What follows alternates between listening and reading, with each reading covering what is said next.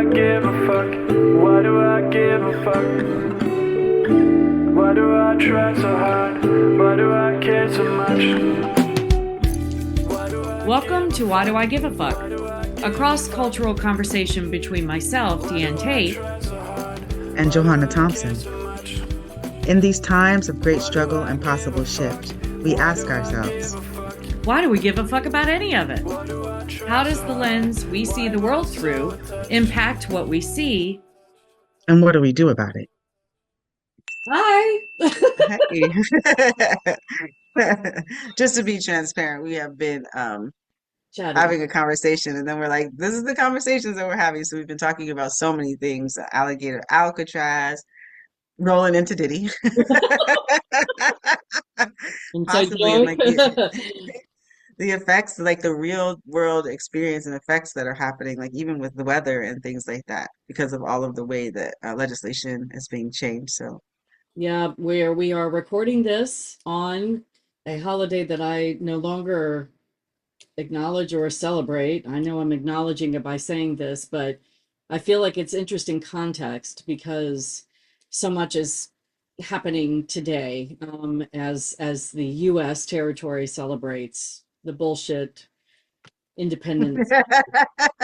Yeah, that's the only way I can put it. And I know that you don't watch the news as much as you can avoid it, and I don't know all the details, but I know that the supreme leader of this bullshit nation is Big Daddy. Big party. Yeah. They call him. I've been hearing that they call him Big Daddy, so I think that that's Daddy. appropriate. Yeah, yeah. Cheeto is having a big, rally party, whatever, in DC. And in fact, I was hearing somebody in my algorithm today saying that they had even reversed a lot of the, no, not a lot, I shouldn't qualify it like that, but reversed some of the highways that go into DC, and which I don't quite understand. To divert people from coming into the celebration?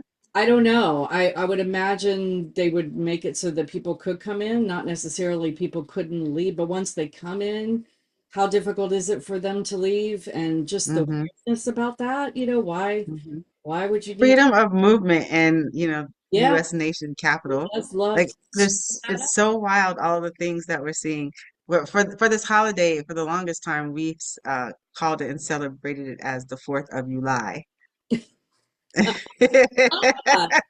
Yeah, no, seriously. I love the 4th of July. I've also seen on my algorithm today, happy 15th day after Juneteenth. I've seen that.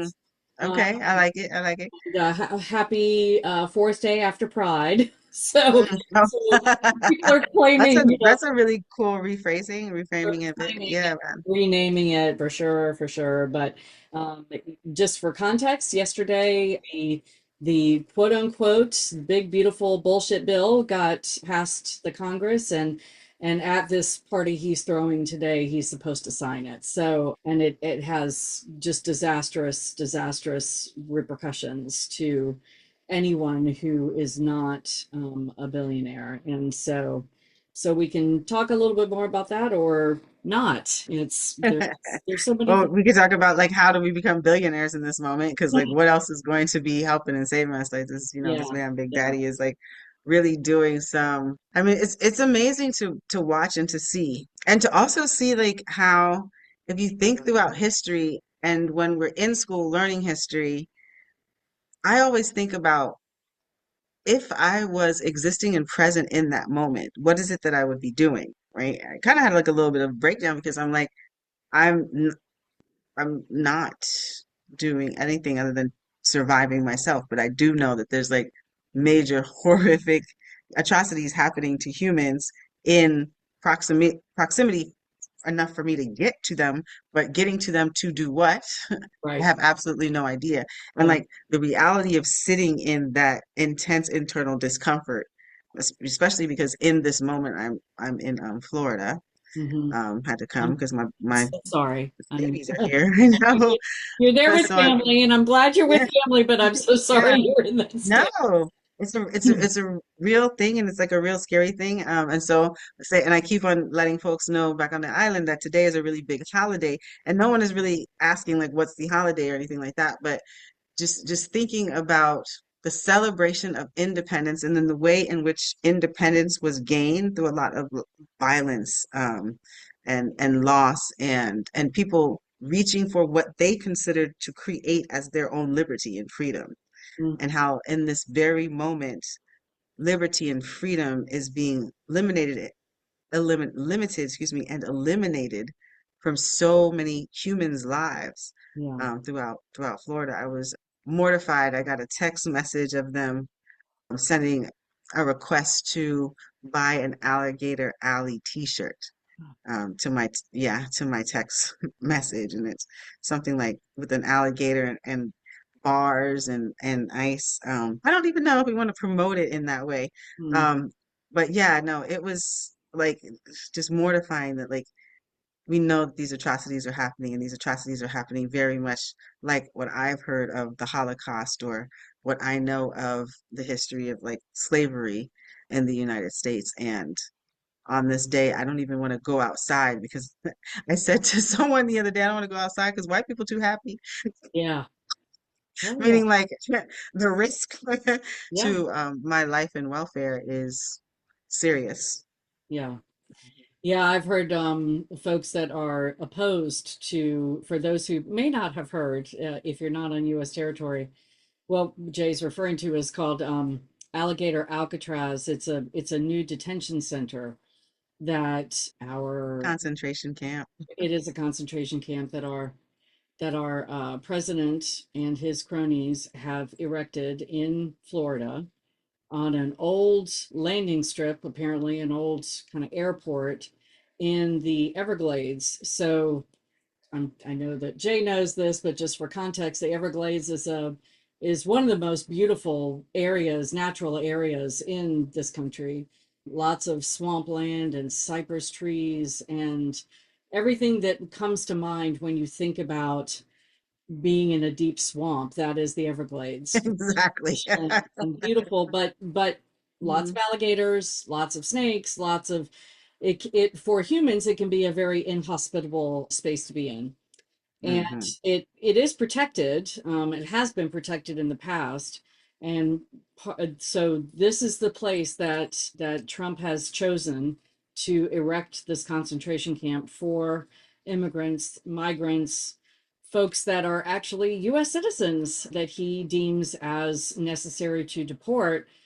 I think it can hold right now. They just opened it, and the first round of people have been transported to the detention center. There's only one road in, and then the reason they're calling it Alcatraz, it's referencing a prison that's off of San Okay. Francisco, which was erected I don't even know how many decades ago, and the point was that they didn't need a lot of guards or any kind of they had security but not a lot of it because anybody that tried to escape wouldn't be able to survive the frigid waters of surrounding the island. And so this is a similar concept, that he would erect this in the middle of the Everglades, where if anyone wants to leave, because there's only one road in and one road out, if you wanted to escape and try your hand at surviving the swamp, it's just disgusting, the memes and the cheers and the pleasure that the people that voted for this and wanted this to come into effect are feeling at the idea that humans, first of all, who don't deserve to be there in the first place, but then if they do try to escape, the horrors that they could endure. So I've read that it can hold 3,000 humans now, but that 5,000 is eventually where they're going to go. But I wouldn't put it past them to not care how many humans they're piling on top of each other. And besides the fact that it's in Florida, where June 1st starts hurricane season, and I'm hearing reports that the facility is already flooding just based on rain. You had mentioned that you guys are having a lot of rain in South Florida right now. Yeah. So, for a multitude of reasons, it's disgusting. And a lot of people are calling it alligator Auschwitz is one of the new terms and names that Mhm. they're calling it. So, um, it's yeah, it is just another cog in the wheel of what's happening, and that people are being rounded up that are U.S. citizens, that are here legally, that have gone through the process, that have acquired their citizenship through all of the hoops that they had to jump through, and Money that they had to pay, money that not they just had to hoops, pay, tests that but they had money upon time, dollars that is really hard for people lawyers, yes, um, to acquire. and have been functioning as full citizens of this country, are getting snatched up because of the way they look, Hmm. because of the what their name is, and it doesn't matter if they Hmm. have their papers, which everyone is carrying now, if they do have them, and so. Hmm. It's a pretty messed up day to be in the United States with this holiday, the 4th of Hmm. July. I love that. That is, Hmm. There you go. It's a good. Yeah, I get an eerie feeling down my spine because I do think of like the when we're talking about being the Everglades and it really being swampland and yes, being beautiful, but there's this kind of like it and on one hand it's beautiful, but like it's very harsh. very hard. And there is a demographic of humans. There are the indigenous folks that are still out there that live in the swamplands and they know how to manage that type of environment. But I also think about like the history of the swamplands and like the alligator alleyway walkways and how so much death happened along that area. Like even when they were building like the road, cars and or things that are transporting through there because the marsh is unstable. It's a marshland. Yeah. And so like car crashes and slides and how things like come over really, really heavy, deep, thick air Hmm. is out there. So not having any type of ventilation of air and Yeah. being in, I understand is they've created these tents. So I'm really curious. Oh gosh, and the mosquitoes. Like and if you're not being able to handle that. So that being said, there's always been folks that have been put in these type of environments who have learned how to survive and support and help people through. Yep. And so I'm going to be very excited to hear those stories. Again, I'm sitting in a place of real discomfort because I don't know what it is that I can do.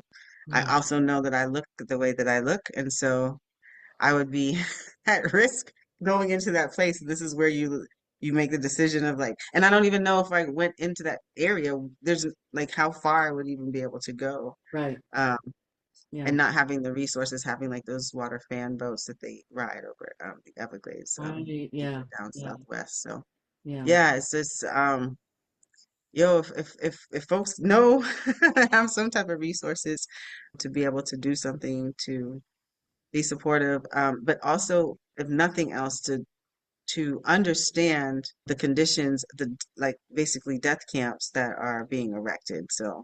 whereas all this joking is coming up and t-shirts and all of this, it's like really actual human death camps, just because a majority of people are not going to know how to survive and exist in Right. the environment that is Well, and down I in and Alligator. I read yesterday that part of what Trump has been talking about when he's got a microphone in front of him talking about this particular detention concentration camp that he's erected is he's talking to other governors. Of course, the Florida governor, DeSantis, is one of his bros and rides in his pocket pretty tight. But I've heard that Trump is encouraging other governors of other states to erect these Correct, son. concentration camps. So we're not Of course. far from that, which, a lot of people have known for a long time, but some folks that are listening to us might have heard this just now, as far as the fact that this also, well, it started a long time ago, but the cop cities that you may Mhm. have heard about, I think was an escalation of this concept of Which is the political project that we have been watching happening in Palestine, which yes, is what we've always been redirecting to. Is we know that the United States funds IDF, but then we know that the tactics and strategies of human control that the IDF has been working as a political project in Palestine is what they have begun to create as infrastructure in the United States and fund yeah. like out of, our tax dollars. So for those of us who are being taxed really high because we are on the lower economic status of our tax bracket, we Mhm. are literally funding our own limitation of autonomy and our own slavery. Right, right, right. Yes. Speaking of slavery, there was a clip of him when he was out at the concentration camp in Florida, and he was talking about, somebody asked him about migrants, agricultural migrant workers, and how are the farms, I'm paraphrasing, but how are the farms going to function if he locks up all of the migrant workers that work on the farms? And he said, well, we're in discussion with the owners. We're going to let the owners be the ones to take care of, which is, he's using the terminology talking about slavery, that the Hmm. owners of the farms now become the owners of the migrants, that they will be in charge of the migrants and have to prove, it's all, Happening. yes, it It's is. It happening. is It's in real time. returning to. In real time.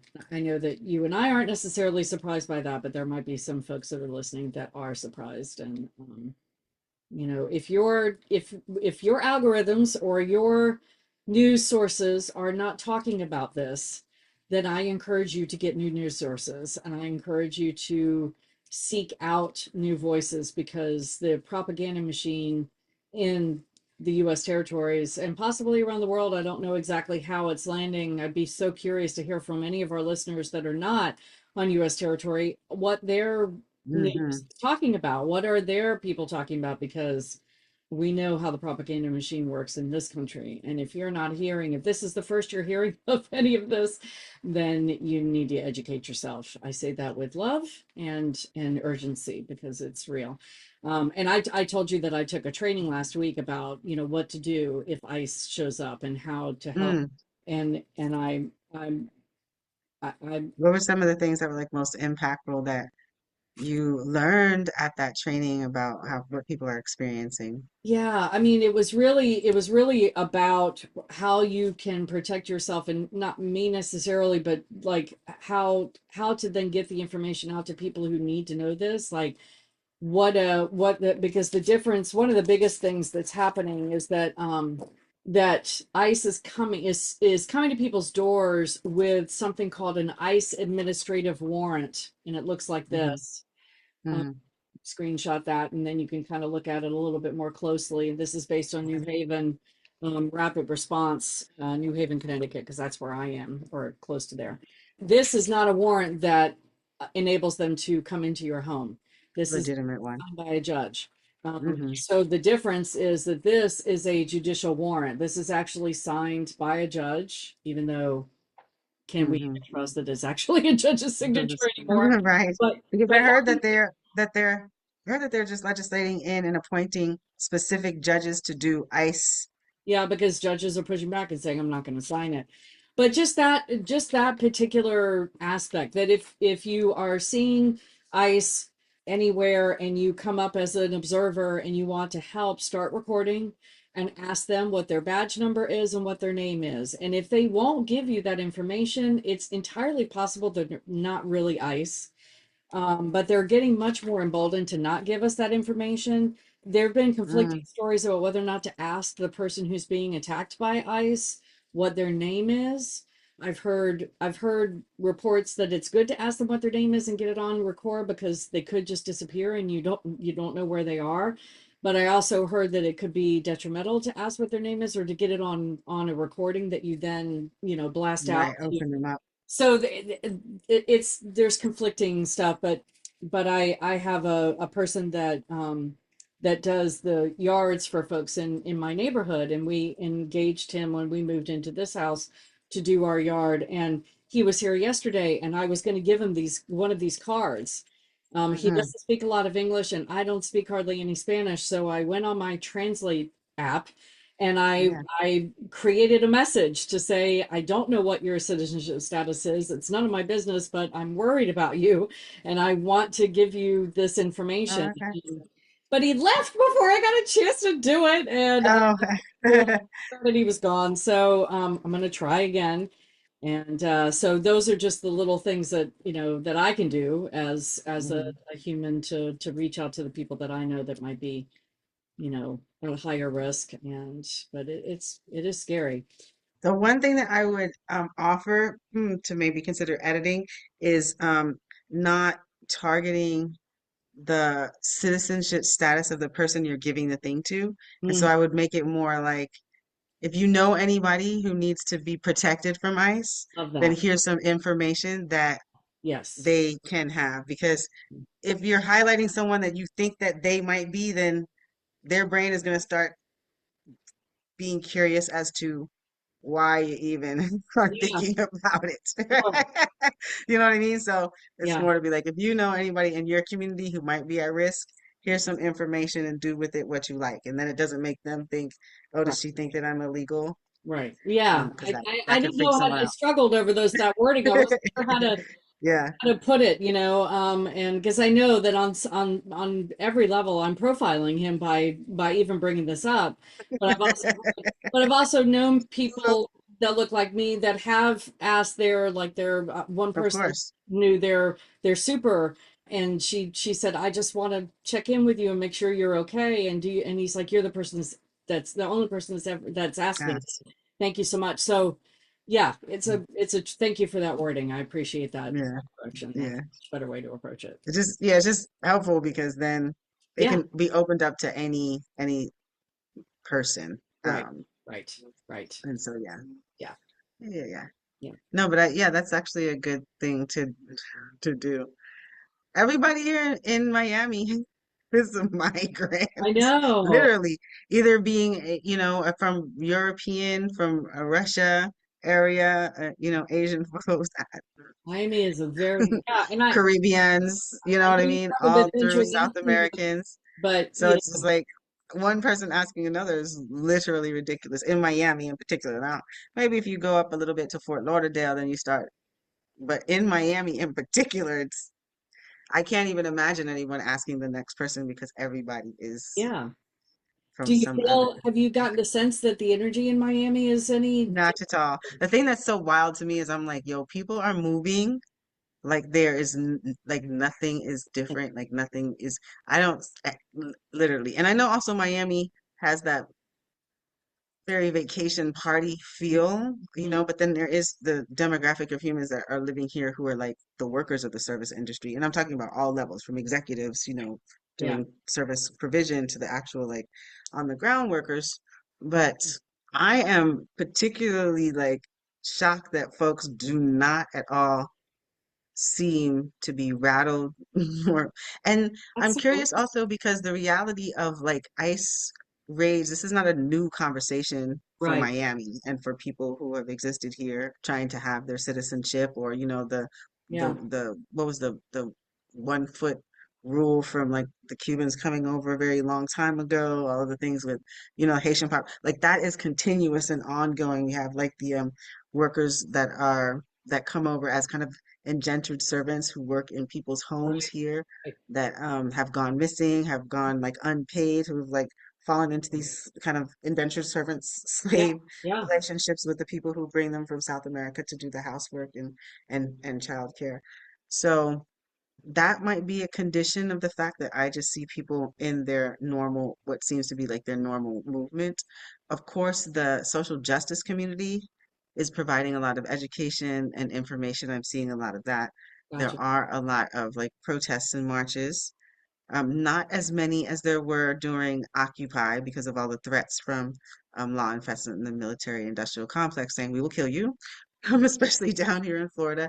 Yeah, Folks, because of the culture here, that's known. Like, so when we talk about like the alligator alleys, we're used to migrant workers being at risk, mm, when they come to do their workforce. We're used to ICE raids, we're used to locking people up, and the work has been being done for long periods of time. Flick, Baji, a number of organizations who have been working with that yeah. in South Florida in particular. So, I wonder if this just occurred to me. I wonder how it impacts, and maybe it doesn't, the fact that DeSantis, the governor of Florida, and the fact that Trump has a home down in South Florida, and hmm, whether or not that impacts it, and in terms of creating a sense of safety that particular area won't be as impacted because they don't seem to shit where That they what live, you know. what you saying? Like I don't know. It's surprised to me that I don't hear about a lot happening in Florida when it comes to rounding up people. We hear about it happening because in. they've already they that my point is that Okay, this is not new to Florida. gotcha, You're gotcha, not like this is not news. This is not like people are not surprised at this gotcha. work. This work has always been They've in been doing Florida. this. They've Okay, always had the ICE camp. There's always been, young people going to schools. This is like in California. This is not new stuff. It's just like how are we creating mechanisms to protect more people gotcha. because now it's increased trifold because there's folks that are being given extra permissions to Yeah, transgress our lives, yeah, yeah, right? And to like mess up us at the borders. So yeah, yeah. now it's just over surveillance in like, urban communities when all of a sudden they've given a whole bunch of money and you have like five police forces in one city of Yeah, population. It's yeah. just an increase of the over criminalization of Gotcha, humanity. gotcha. So yeah, so Florida, you're not going to hear about it except for big news. Hey, we made a new, very cool concentration camp Yeah, in the middle of Alligator Alley, ha ha ha. And now we're going back to, slave times or the history of like the destruction of the Miccosukee communities when, we were putting people at risk of being in swampland where it's very hard if you're not used to those conditions to exist.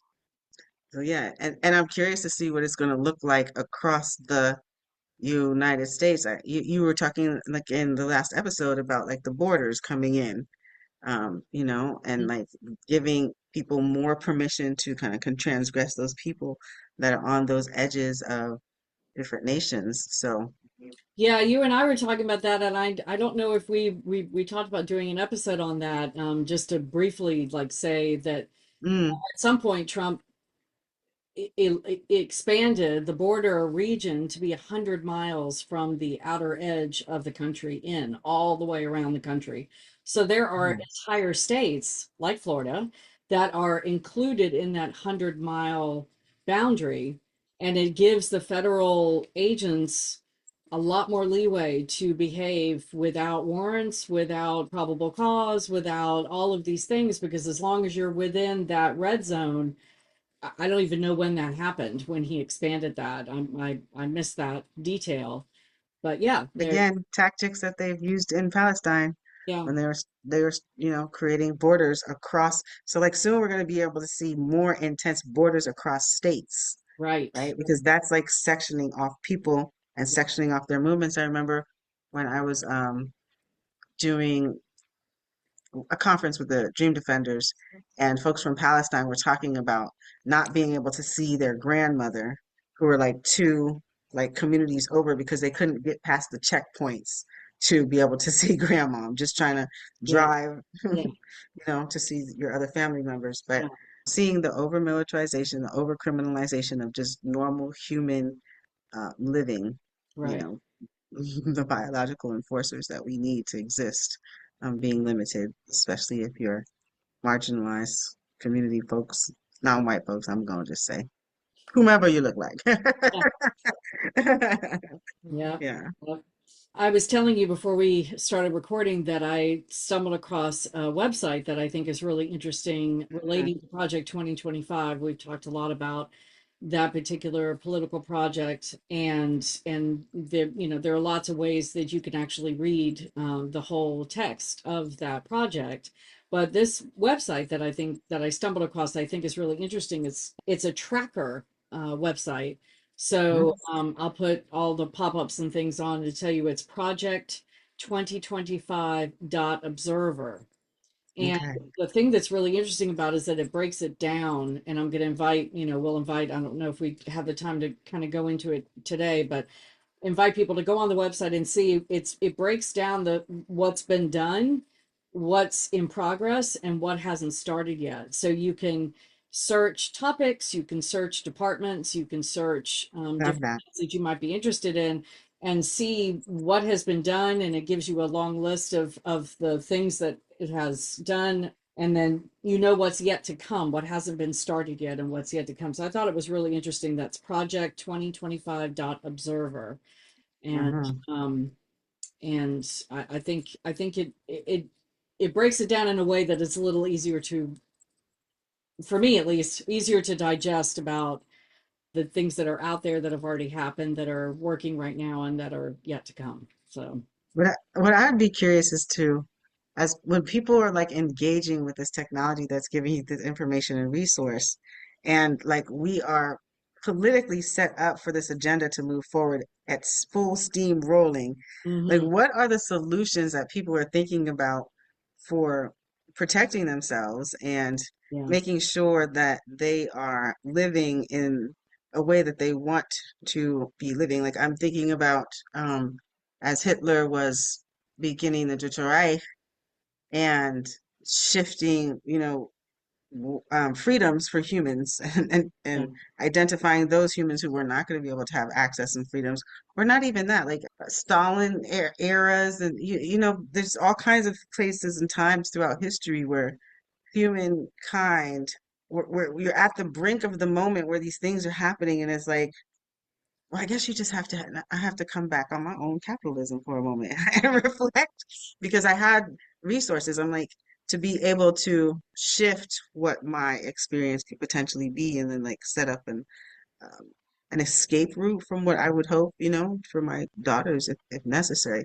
And that's me saying, kind of expatriating out of the US. I'm one foot in and one foot out because I am in South Florida at this moment, but like, establishing myself to be able to live in a different nation to be safe. But then there's so many folks that do not have the resource to do that, or nor do they have the foresight to be thinking about a plan to be doing that. And so I'm well, just really curious as to like how like the realities of how folks fall into these situations when we see folks on the news and war has broken out in their country and they're trying to escape on planes, and we're like, look at, why didn't these people plan? But when as it's happening and you're not prepared for what is happening, right. that's a real human crisis.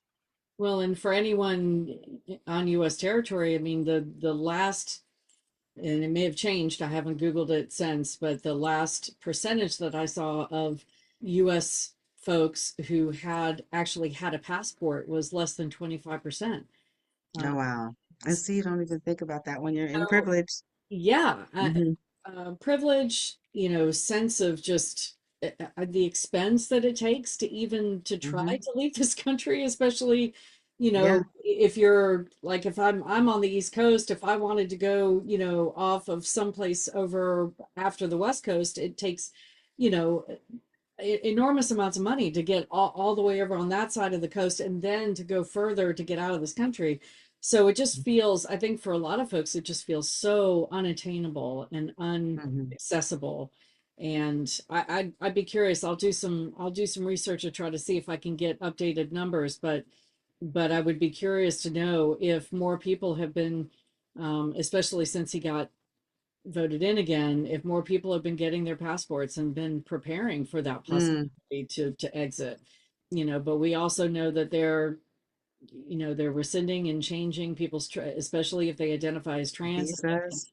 gone through Hmm. the process of getting their gender markers changed legally, and got passports with their updated gender markers on them, that they've been getting Hmm. passports in the mail with their previous gender markers on them, so they've been reversed. So Ah, it the harm it in that. you know Oh it my just gosh. it, it just breaks my heart, because the not only just the emotional assault that is, to someone who went through everything that they went through to get their gender markers changed to begin with, but now they're potentially traveling out of the country And with putting at risk. that doesn't match. So they either have to change themselves back to present as their passport does to try to keep themselves safe, which is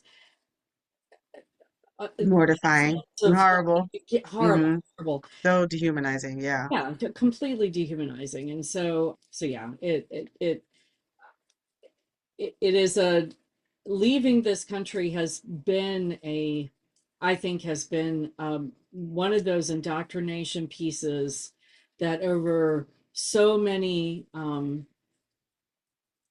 generations, we've been taught, and I'll say we, about people that look like me. I don't know if I'm sure the teachings are different depending on who's the recipient of the teaching, but taught that this is the best country ever, and that why would you ever leave? Absolutely. And and why would you it's so far away, why would you want to Mhm. go somewhere else? Why would maybe you go to someplace to visit, but it's a once in a lifetime thing because you have to save up, because over the years the economics has been so ridiculous that people can't even save up to take a trip like this that's ridiculously Yeah. expensive to do. And so that's all part of that breeding of, Nationalism. yeah, That is like, that indoctrination. is, yeah. And I don't think that that is, I mean, nationalism, regardless of where you fall on your ethnic, you know, you're still going to get the same messaging because that's the political project that they're doing with public education right now. They're saying Yeah. this is what we are going to teach about this place. We learned, the forefathers, the greatest nation, the Oh yeah. manifest destiny, all of like we come from, and so that ideology you Into the take free with and you when you do travel. open. Like you have an U.S. citizen, an Americanized like kind of sense of privilege Right, about your everything being better, your everything being more accessible, right, coming more quickly, the better products.